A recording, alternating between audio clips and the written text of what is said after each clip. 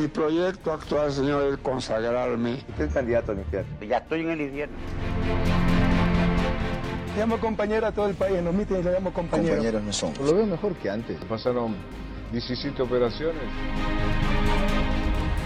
Joaquín almorzando con un presidente de derecha por invitación del embajador español. La pregunta esta sí es buena y muy cabrón. Este es un espacio de opinión destinado a buscar verdades, con frontalidad, crítica a todos y pluralismo. El periodismo de opinión siempre asume una posición. No esperen de mí entonces imparcialidad, pero sí trabajo para ser veraz. Mis opiniones no comprometen ni representan a Canal 1.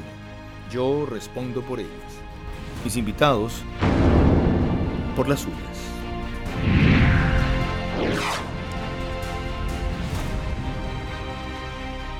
Bienvenidos televidentes de Canal 1 en señal abierta y por todas las calderas del Ecuador y a nivel planetario, aunque suene vanidoso decirlo, ahora la tecnología lo hace posible, a través de Facebook Live de Noticiero 1.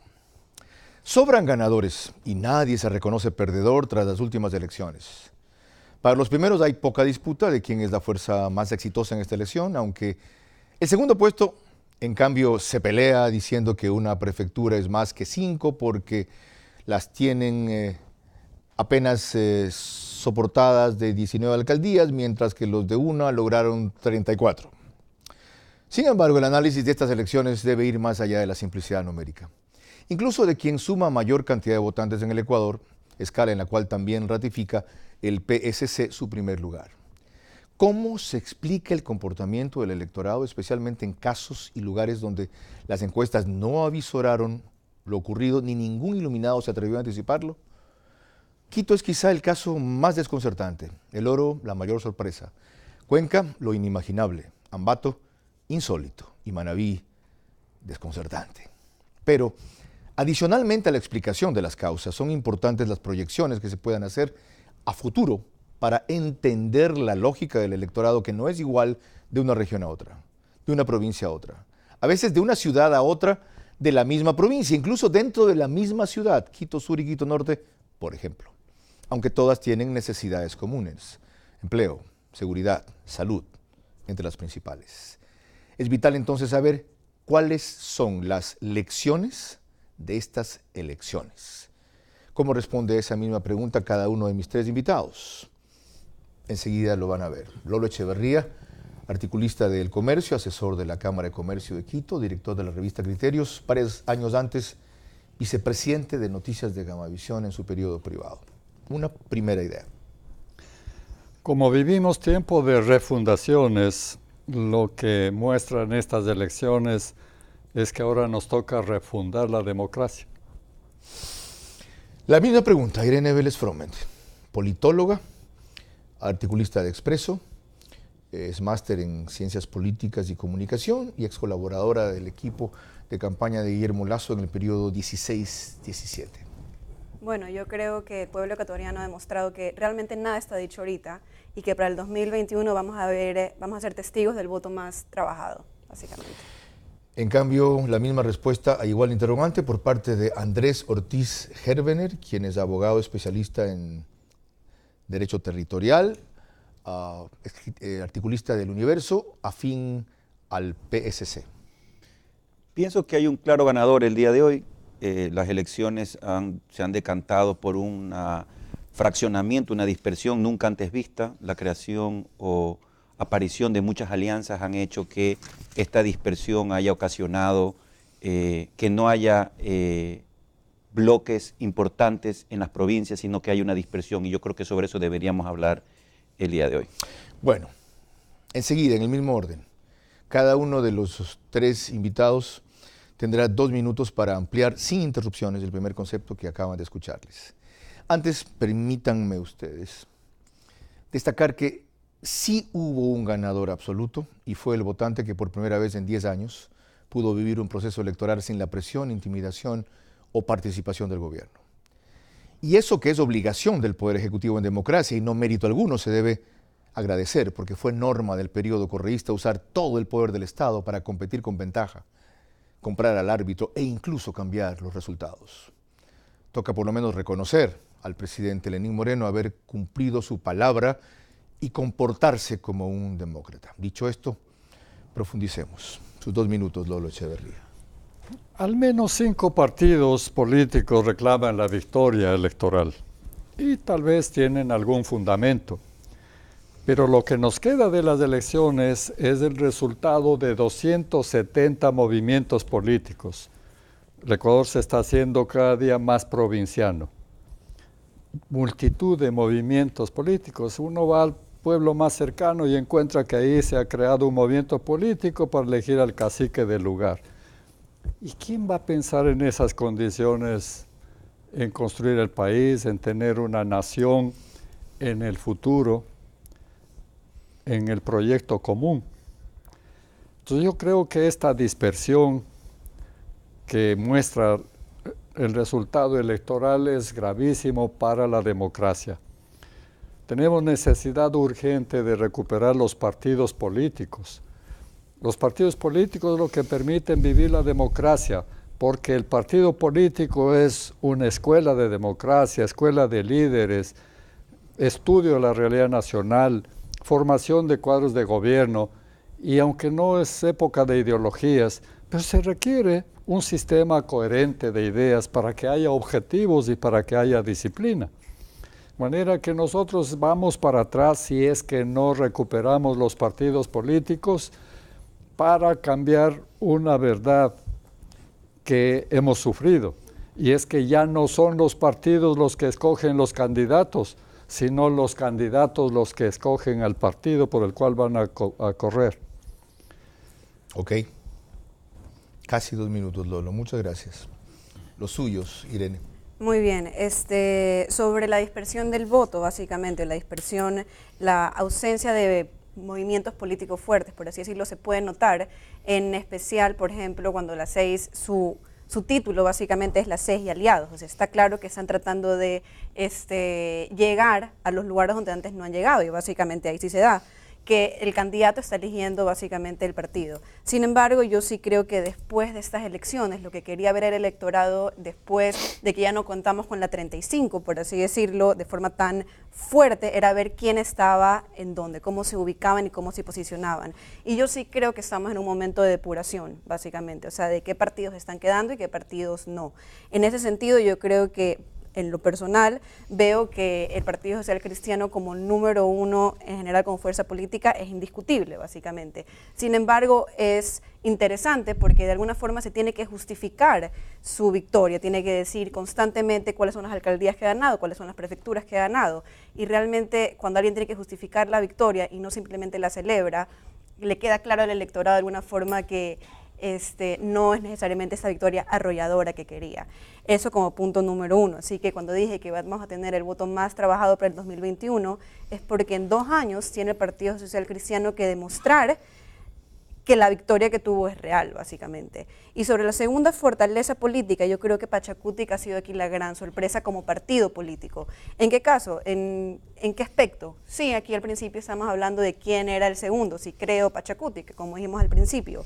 Sin embargo, la victoria que ha tenido Pachacutic en de las elecciones pasadas a estas elecciones es superior a la que tuvo Creo, básicamente, que las alcaldías y las prefecturas que ganó no se compensan para haber sido casi victoriosos en una segunda vuelta en el 2017.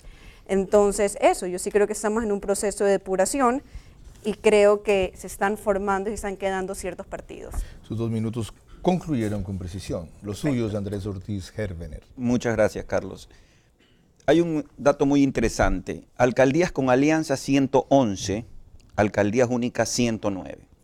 Está claro que los partidos políticos tradicionales han tenido que irremediablemente irse a las alianzas y a los caciques, como decía Lolo, a los caciques locales, sin los cuales no hubieran podido subsistir en estas elecciones. 109 no es un número malo, definitivamente es el 50%, pero aquí hay un mensaje muy claro. Y lo que decía Irene con relación a y Lolo sobre la recuperación de los partidos políticos, claramente, salvo el Partido Social Cristiano, que es el partido político más antiguo del país que hoy en día, desde los años 50, no tenemos partidos políticos tradicionales, pues ya desapareció el CFP, el FRA, la democracia cristiana, la izquierda democrática ha perdido arrolladoramente en estas elecciones y probablemente vayan a desaparecer. Rafael Correa, pienso que es el gran derrotado en estas elecciones, sin duda, porque ha bajado del 65% a menos del 15%. Abdalá Bucaram, en ambos casos son prófugos de la justicia. Abdalá pues regresó no por su inocencia, sino porque le prescribió la acción, y el presidente Correa actualmente prófugo de la justicia. Se demoró 10 años el correísmo, el bucaramismo en desaparecer en este país. Eso es lo mismo que está pasando con Rafael Correa. Alianza País, pese a todo el desbarajuste, no le fue tan mal, sacó cerca de 25 alcaldías. Por lo tanto, coincidiendo contigo, Carlos, en el sentido de que el gran ganador son los votantes, pienso que es necesario una reconformación de los partidos políticos, porque claramente han tenido que ir a buscar a aliados locales para poder salir victoriosos en estas elecciones, sin excepción de ningún partido político, salvo Pachacuti. Esto último, disculpe, como yo tomo nota de lo que dicen, no oí bien si dijo, ¿es necesaria una renovación o una transformación de los partidos políticos? Transformación de los partidos políticos. Anotado eso. Sin perjuicio de que en sus siguientes intervenciones ustedes refieran o rebatan los otros argumentos, yo quisiera profundizar en los muy interesantes que acaban de enunciar para luego entrar en ciertas particularidades o detalles. Lolo Echeverría dijo casi una sentencia. El Ecuador se está convirtiendo en un país provinciano. ¿Te molesta eso? Sí, porque nosotros vivimos en una sociedad que tiene que buscar cosas comunes, que tiene que buscar objetivos, que tiene que definir su destino y que tiene que construir un espacio en donde podamos ser felices todos. Pero ¿no es ese más bien un reconocimiento a la diversidad, a las autonomías, a la particularidad de cada uno, a la cual hay que darle luego una articulación conjunta en vez de rechazarla como lo haces tú o ironizar? Es que cuando la particularidad se entiende como parte, se presupone que hay un todo, de lo cual es parte. Pero cuando solo insistes en las partes, de eso se nutren los nacionalismos, porque en el fondo lo que hay es la concepción de que yo soy mejor que los demás. Lo otro, se dicen 5 victoriosos. ¿Cómo pueden haber 5 si solo hay uno que es el que gana? Bueno, porque la victoria no es una constatación, ni una cosa aritmética, ni matemática. La victoria es una convicción. ¿Cómo? La victoria es una convicción. La convicción. Es una declaración, es una proclama. O sea que el último también puede decir que es victorioso porque llegó. Sí, claro. Porque en efecto los 5 que proclaman la victoria, cada uno enfoca en un aspecto diferente. El uno piensa que las alcaldías son más importantes, o el otro que las prefecturas. Cada uno enfoca lo que quiere para proclamar su victoria. Por eso digo que la victoria es una proclamación. Ya. Pero no tiene mucho sentido. Ok. Yo no voy a rebatir eso porque el debate no es conmigo, sino con los otros. Pero sí a celebrar tu franqueza y tu talante, sin duda. Irene, ¿por qué ve usted en un tono peyorativo lo que señala bien del PSC? Que han necesitado tener alianzas para llegar al crecimiento que han tenido. Sí, más bien eso es lo que se reclama a ese y a otros partidos. Dejar el sectarismo, la ideología, el dogmatismo e integrarse a otros partidos, movimientos, ni siquiera te diría con tendencias afines, con objetivos afines. Bien, yo en lo personal no creo que fue una mala estrategia. De hecho, básicamente eso es lo que le permitió ganar lo que ganó, básicamente, y poder superar la barrera que tiene en la costa y en Guayas. De hecho, me parece que como estrategia es básicamente lo que lo permitió tener los resultados que tienen, número 1. Y número 2, no sé si lo utilicé mal, como que si utilicé un tono peyorativo. Cuando... No, yo lo veo así. Ah, bueno. Si usted no lo ve así, no hay por qué. No, porque... Fue crítico en todo caso. Bueno, no, es que realmente es que realmente, ¿para qué quiero decir? De hecho, al menos fue el que tuvo la bandera y tuvo la honestidad comunicacional de decir que estoy yendo con aliados, que Ya no va a ver soy lo que la tengo que decir al PSC fuerza, al final, ¿no? no Ya soy va. la fuerza Que única. aquí nadie lo va a Pero decir, ya yo va a ver. sí quería decir algo sobre los sectarismos que nos estamos dando, básicamente. Y yo creo que eso también puede ser como una consecuencia a los 10 años que hemos vivido, de alguna forma, que se ha tratado de imponer un modelo único, un solo concepto del buen vivir, un concepto de, por ejemplo, así funciona el Estado, esos son, por ejemplo, las unidades de la Escuela del Milenio, y se repite, básicamente. Entonces, tal vez, ante esta unidad y ante esta, por ejemplo, de alguna forma, plan nacional que se repitió una y otra vez, sea una reacción de parte de las provincias ahorita, como que demostrar su autonomía y su particularidad. ¿Y eso es positivo o negativo? En la misma línea de lo que le preguntaba. En la misma a Lolo línea, Echeverría. a mí me compró un poco cuando dijo que realmente dentro del sectarismo hacen que uno se crea mejor que los demás y sea el germen del nacionalismo. Sin embargo, yo creo que aquí es el momento que el Partido Social Cristiano, con las alcaldías y las prefecturas que tiene, que son un poco más emblemáticas que las otras, tiene el campo para demostrarse como un modelo exitoso, como el modelo exitoso de gestión y hablar de progreso como para un solo país, por así decirlo. ¿Le puedo cuestionar algo de lo que ha supuesto. dicho? Dice que esta dispersión es consecuencia de 10 años de correísmo. Yo pienso que los 10 años de correísmo son consecuencia de la crisis de los partidos políticos. Correcto. Yo no debato eso de ahí, pero básicamente lo podemos ver como para mí como un reloj que va de izquierda a derecha. Entonces, cuando uno jala mucho a un lado, se vuelve a ir para el otro extremo. Le añado un elemento. Lolo ha sido muy cordial al hablar de la crisis, de la prostitución de los partidos políticos. Yo soy uno de los responsables de haber alentado ese fenómeno del correísmo como producto de lo que él llama crisis de los 25 años anteriores, sin imaginar que el engendro sería peor. Ya lo he dicho y lo he combatido desde el primer día. Pero lo que hubo en los partidos fue partidocracia. Y ese término lo patentaron Alfredo Pinargote, Jorge Vivanco y yo, entre otros. Eso es una verdad. Y si los partidos no reconocen la clase de cabarets que fueron, no podrán replantearse a futuro.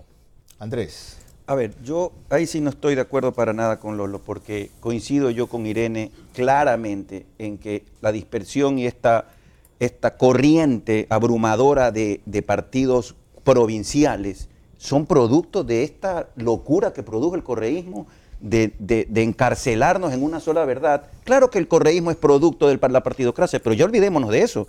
Los partidos ya han vivido 10 años de esta tortura que fue el correísmo, y justamente coincido con Irene que luego de estos 10 años esta dispersión es producto de esa libertad, de esa liberación que han tenido los movimientos de partidos políticos. Sin embargo, usted reclama la recuperación de los partidos, textualmente. ¿Qué quiere decir?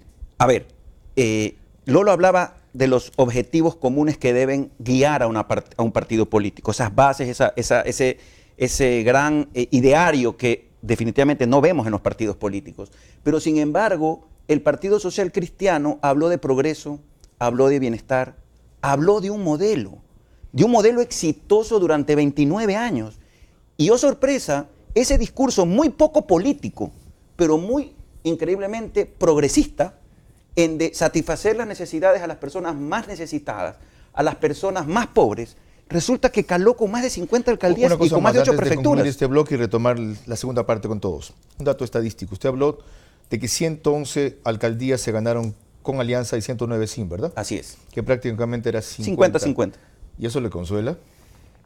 Sí, porque el Partido Social Cristiano se dio cuenta que solo no podía llegar a lugares donde nunca antes había llegado. ¿Por qué solo no pudo llegar? ¿Se han preguntado eso? Bueno, yo creo que eso es uno de los... Por eso mi sugerencia, creo que el Partido Social Cristiano debe remozar sus cuadros en su ámbito dirigencial. Pienso que esto es un gran paso. La gente no ha hablado en este país de una tercera generación de socialcristianos.